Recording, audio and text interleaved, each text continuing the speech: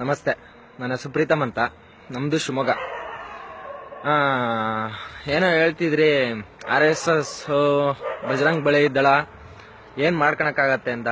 ನಿಮ್ ತಾಕತ್ತಿದ್ರೆ ಸೂಳೆ ಮಕ್ಳ ದುಬೈಯಲ್ಲಿ ಪಾಕಿಸ್ತಾನದಲ್ಲಿ ಕುತ್ತಿ ಮಾತಾಡ್ತಿರ್ಲಿಲ್ಲ, ನೀವು ಶಿವಮೊಗ್ಗ ಬಂದ್ ಮಾತಾಡ್ತಿದ್ರಿ.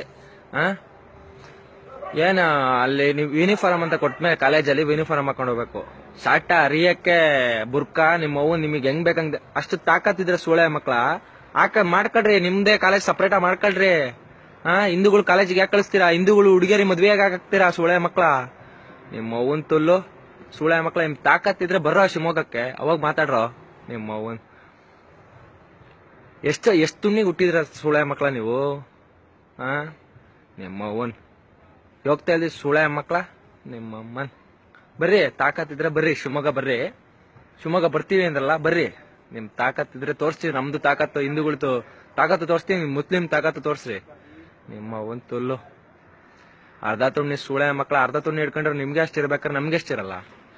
ನಿಮ್ಮ ಒಂದು ಗಾಂಡು ಸೂಳೆ ಮಕ್ಳ. ಯೂನಿಫಾರ್ಮ್ ಅಂತ ಕೊಟ್ಮೇಲೆ ಕಾಲೇಜಲ್ಲಿ ಕರೆಕ್ಟಾಗಿ ಯೂನಿಫಾರ್ಮ್ ಹಾಕೊಂಡು ಹೋಗ್ಬೇಕು. ನಿಮ್ಮ ಬುರ್ಕ ನಿಮ್ದೇ ಯೂನಿಫಾರ್ಮ್ ಮಾಡ್ಕೊಳೋದಲ್ಲ. ಅಷ್ಟು ತಾಕತ್ತಿದ್ರೆ ನಿಮ್ ಕಾಲೇಜಲ್ಲಿ ಮಾಡ್ಕೊಳ್ರಿ. ನಿಮ್ದೇ ಸಪ್ರೇಟ್ ಕಾಲೇಜ್ ಮಾಡ್ಕೊಳ್ರಿ. ನಿಮ್ದೇ ಸಪ್ರೇಟ್ ಬ್ರಾಂಚ್ಗಳು ಮಾಡ್ಕೊಳ್ರಿ.